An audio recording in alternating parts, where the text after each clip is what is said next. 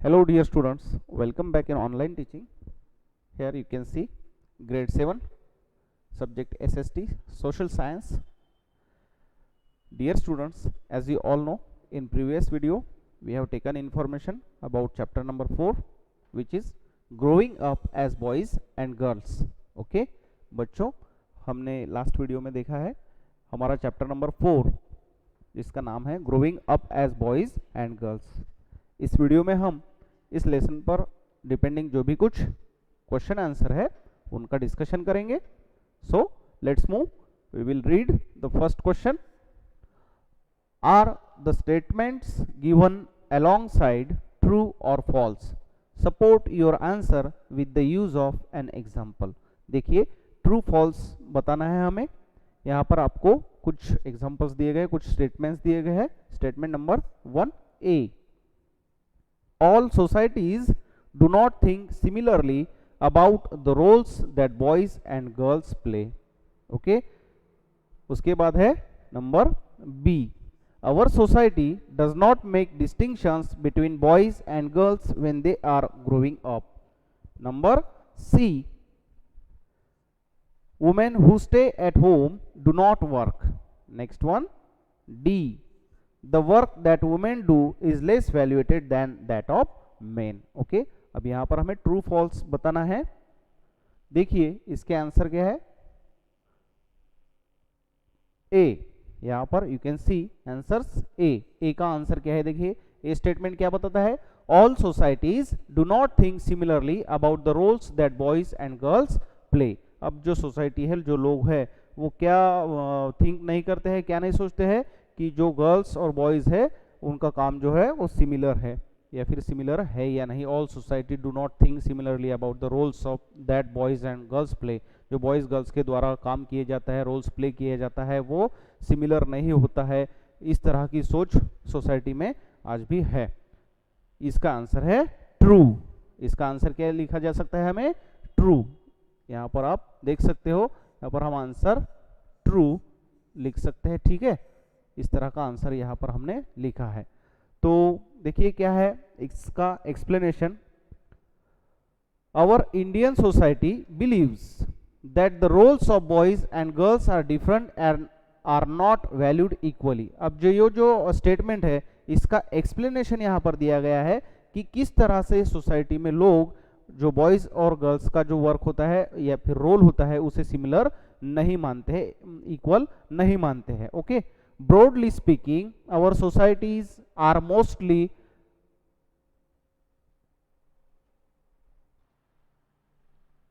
patriarchal. ठीक है. A male is always the head of the family. अब जो घर में जो मेल होता है, जो पुरुष होता है, वो क्या होता है? घर का हेड होता है, मुखिया होता है. आप लोगों को मालूम है. For example, in Indian society boys are encouraged to handle outdoor work and girls are engaged to manage household chores. देखिए, अब हमारी इंडियन सोसाइटी जो है, हमारी जो कंट्री में है, अलग अलग तरह के सोसाइटीज़ में आप लोग देख सकते हो कि बॉयज़ को अक्सर जनरली बॉयज़ को आउटडोर वर्क यानी घर के बाहर के जो भी कुछ काम होते हैं वो बॉयज़ को सौंप दिए जाते हैं. आउटडोर वर्क जो होते हैं वो मेंस के द्वारा किए जाते हैं.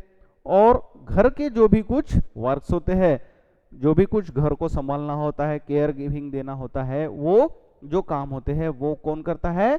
जनरली गर्ल्स के थ्रू वो काम कराए जाते हैं.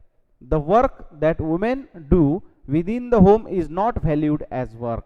और जो भी कुछ वर्क्स घर में महिलाओं के द्वारा किए जाते हैं उनको ज्यादा वैल्यू मिलती है. क्या चैप्टर में हमने देखा है कि जो भी कुछ हाउस वर्क महिलाओं के द्वारा किए जाते हैं तो उनका जो वैल्यू होना चाहिए, उनकी जो वैल्यू उन्हें मिलनी चाहिए, वो नहीं मिलती है. उन वर्क्स को ज़्यादा इंपॉर्टेंस नहीं दी जाता है. Most domestic workers are women. जो डोमेस्टिक यानी कि घरेलू काम करने वाले जो लोग होते हैं वो क्या होती है? ज़्यादातर महिलाएं होती है. The work women do is strenuous, for time consuming and demanding.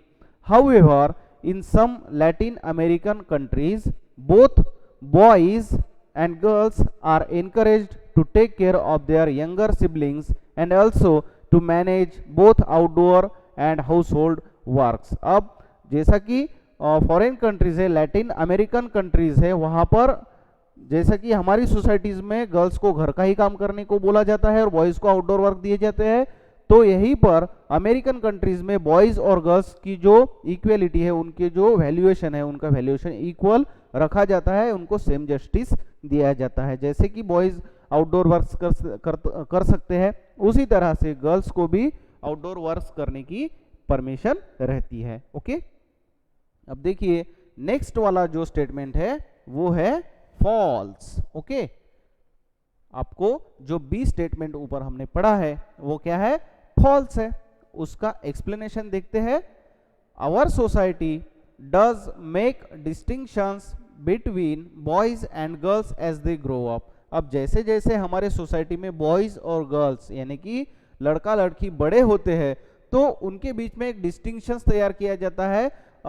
हम उसे कह सकते हैं कि एक डिवाइडेशन उनमें तैयार किया जाता है कि गर्ल्स को घर का ही काम करना है और बॉयज को जो आउटडोर वर्क है वो काम बॉयज को या फिर बॉयज के थ्रू वो कराए जाते हैं।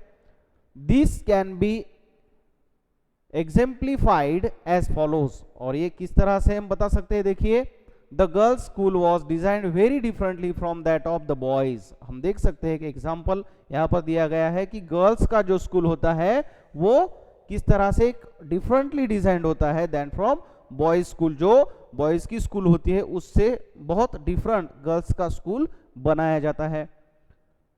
दे had a central courtyard where they played in total secularism and safety from the outside world. अब हमने चैप्टर में पढ़ा है कि किस तरह से गर्ल्स को अलग से स्कूल में भेजा जाता है, एक अलग स्कूल की रचना उनके लिए की जाती है। उनको खेलने के लिए स्कूल के सेंटर में एक कोर्टयार्ड बनाया जाता है और वहां पर ही सिक्योरली उनको खेलने के लिए छोड़ा जाता है, प्लेइंग करने के लिए छोड़ा जाता है। लेकिन बॉयज को ऐसा है क्या, बॉयज कहीं भी खेल सकते हैं, इस तरह का एक थिंकिंग वहां पर चैप्टर में दिखाई गई है। The boys school had no such courtyard. जैसा कि हमने देखा है कि बॉयज के स्कूल में किसी भी तरह का ऐसा सेंट्रल कोर्टयार्ड होता है क्या, नहीं होता है। Boys used the streets as a place to stand around idling, to play and to try out tricks with their bicycles. Boys क्या करते हैं, अपनी जो बाइसिकल होती है उनसे अलग अलग तरीके की क्या करते हैं, स्टंट करते हैं, रोड पे इधर उधर घूमना, ये जो सारी चीजें होती है उनके द्वारा की जाती है। For the girls the street was simply a place to get straight home. और गर्ल्स के वहीं पर गर्ल्स को क्या करना पड़ता है कि ये जो रास्ता होता है उस रास्ते से स्ट्रीट से सीधा अपने घर की तरफ जाना होता है। The girls always went in groups for the fear of being teased और अटैक्ड। उनको घर जाते वक्त मन में एक भय होता है, फियर होता है। क्या भय होता है कि कोई उनकी छेड़खानी ना करे या फिर कोई उनके ऊपर अटैक ना करे, इस तरह का एक डर लड़कियां अपने मन में लेकर घर तक निकलती है। Girls are usually given toys such as dolls, whereas boys are given toys such as cars, bat, ball etcetera. Girls को जनरली कौन से टॉयज मिलते हैं, डॉल्स, और बॉयज को कौन से टॉयज मिलते हैं, कार, बैट, बॉल्स एक्सेट्रा। ठीक है, as compare to boys girls spend more time in the kitchen and they are the one who help the mother in taking care of the requirements of the household. On the other hand, boys are more involved in outdoor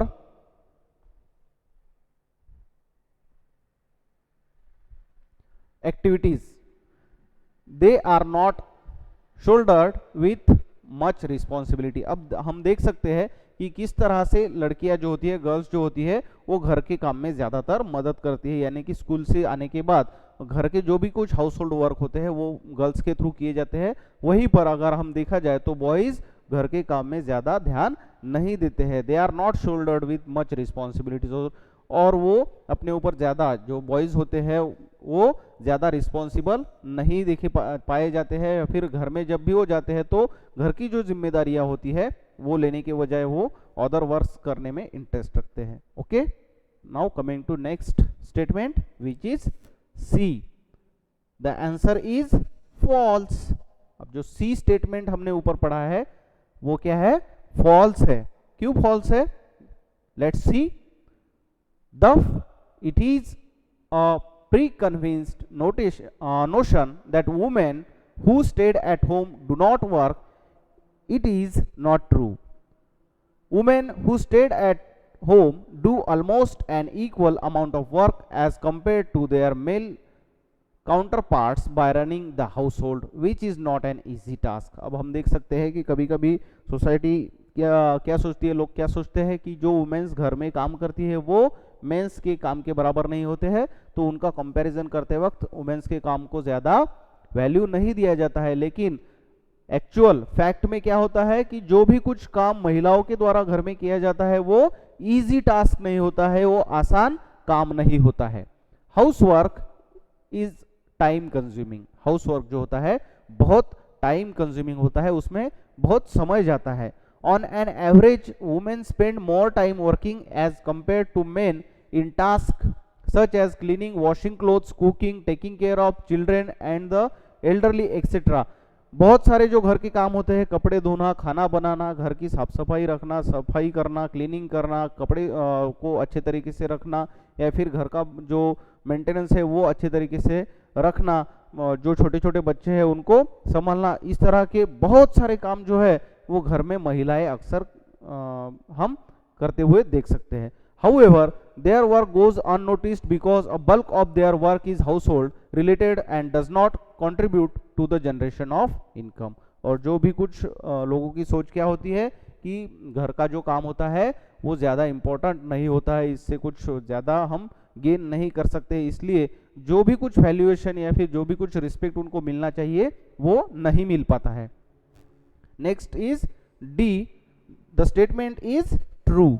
okay, as we read the statement is true, देखिए इसे explain करते हैं। It is a part of a larger system of inequality between men and women। अब ये कौन सा part है कि जो मेन और वुमेन होते हैं, ये मेन एंड वुमेन में जो सबसे बड़ा असमान धोरण होता है, इनइक्वालिटी होती है, वो सबसे लार्जर पार्ट होता है। Since our society considers men to be the breadwinners of the family and work that a woman does is not valued much because it does not contribute to the total income of the family.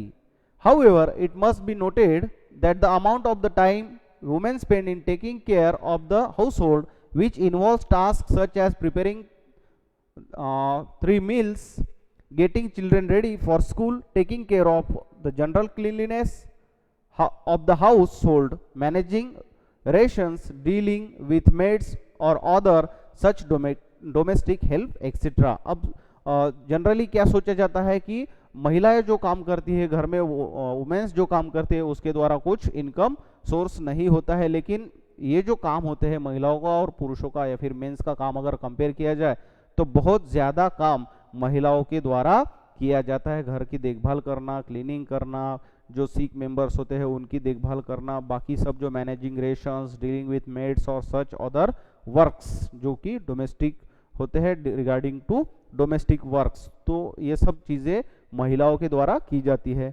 Is it truly commendable? It is also assumed that this is something that comes naturally to women. It therefore does not have to be paid for and society devalues this work। और society क्या करती है, इस जो महिलाओं के जो इन जैसे वर्क होते हैं इन्हें क्या करती है, डी वैल्यू करती है, इन्हें इक्वल नहीं मानती है, उनका जो वैल्यू होना चाहिए वो वैल्यू नहीं दी जाती है, उनको ज़्यादा इंपॉर्टेंस नहीं मिल पाता है। Now see question number 2। Here you can see, let's read the question। Housework is invisible and unpaid work। Housework is physically demanding। Housework is time consuming। अब देखिए कुछ सेंटेंस यहाँ पर दिए गए हैं, स्टेटमेंट दिए गए हैं। कितने स्टेटमेंट है देखिए, housework is invisible and unpaid work. Housework के लिए हमारे घर में जो भी कुछ वुमेन्स घर में वर्क करती है तो उस वर्क के बदले उनको कुछ पेमेंट मिलता है क्या, कुछ सैलरी मिलती है क्या, नहीं मिलती है। Housework is invisible. और जो भी कुछ महिलाओं द्वारा काम घर में किया जाता है वो देखा जाता है क्या, इनविजिबल होता है, वो दिखता नहीं है, लेकिन काम बहुत ज्यादा होता है। छोटे छोटे काम होते हैं जिनके ऊपर हमारा रोजमर्रा की जिंदगी में ध्यान नहीं जाता है, हम उस पर ध्यान नहीं देते हैं।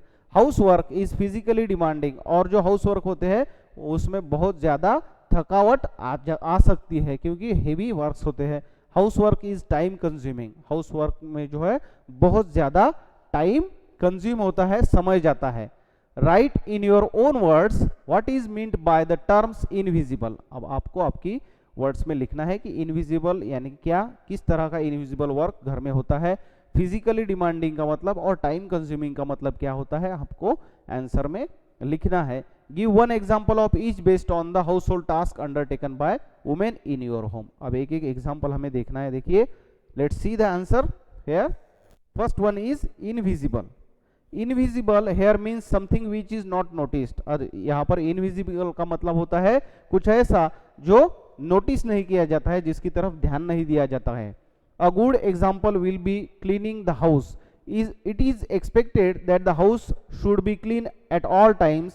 However, women have to put in great effort to maintain the cleanliness. Cooking the 3 meals for the entire family is also take for granted and they expect more varieties for every meal. अब जो invisible work होते हैं जिन्हें notice नहीं किया जाता है वो कौन से वर्क होते हैं, जैसे कि हमें लगता है कि हमारा घर एनी टाइम जब भी हम 24/7 घर में रहेंगे या फिर घर में अब जब भी रहेंगे तो घर कैसा होना चाहिए, एकदम साफ सुथरा होना चाहिए, हर चीज अपनी अपनी जगह पे प्रॉपर होनी चाहिए। तो ये सब काम कौन करता है, वुमेन्स करते हैं। लेकिन हम उसकी तरफ ध्यान देते हैं क्या कि ये जो क्लीनलीनेस है, ये जो घर की साफ सफाई है, ये वुमेन्स के द्वारा की गई है, लेकिन उसके द्वारा उसकी तरफ हम नोटिस नहीं करते हैं। ओके, नेक्स्ट है देखिए, फिजिकली डिमांडिंग कैसे होते हैं work. Physically demanding means something which requires hard work and physical exertion.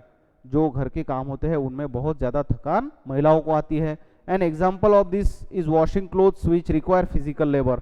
In rural areas women and girls carry heavy head loads of firewood. Tasks like cleaning areas, tasks like cleaning, sweeping and picking up loads require bending, lifting and carrying. आप देख सकते हो कि किस तरह के heavy works होते हैं। Washing clothes with require physical labour. बाकी जो रूरल एरियाज में कौन कौन से काम होते हैं देखिए, हेवी लोड्स को लाना, फायरवुड लाना, task like cleaning, sweeping, picking up loads require bending, lifting and carrying. Rural area में हम लोग देख सकते हैं। ओके, नेक्स्ट है टाइम कंज्यूमिंग। अब टाइम कंज्यूमिंग किस तरह का होता है वर्क देखिए। Time consuming means something which takes a long time to be done. अब आप लोगों को मालूम है टाइम कंज्यूमिंग यानी कि बहुत समय लगना, तो ये जो वर्क होते हैं इनमें ज्यादा टाइम लगता है, ये टाइम कंज्यूमिंग वर्क होते हैं। Cleaning the entire house is an example of a time consuming house hold task. अब हमारी घर की जो सफाई होती है, क्लीनिंग होती है, उससे ज्यादा समय लगता है, वो टाइम कंज्यूमिंग एक्टिविटी होती है ना। घर का जो काम होता है वो काम करने में, क्लीनिंग करने में बहुत ज्यादा समय लगता है। Cooking involves standing for long hours in front of hot stoves. और जो कुकिंग होता है घर का, वो कुकिंग करते समय भी वुमेन्स को बहुत देर तक हॉट स्टोव के सामने या फिर गैस के सामने क्या होना पड़ता है, खड़ा होना पड़ता है। खड़े होकर उनको जो भी कुछ कुकिंग वगैरह वर्क होते हैं वो किचन में करने पड़ते हैं। ओके, तो as this way students we have discussed about question and answer depending on the chapter number 4. I hope all of you understand these question answer very well. Next chapter we will see in next video. Till then, thank you very much.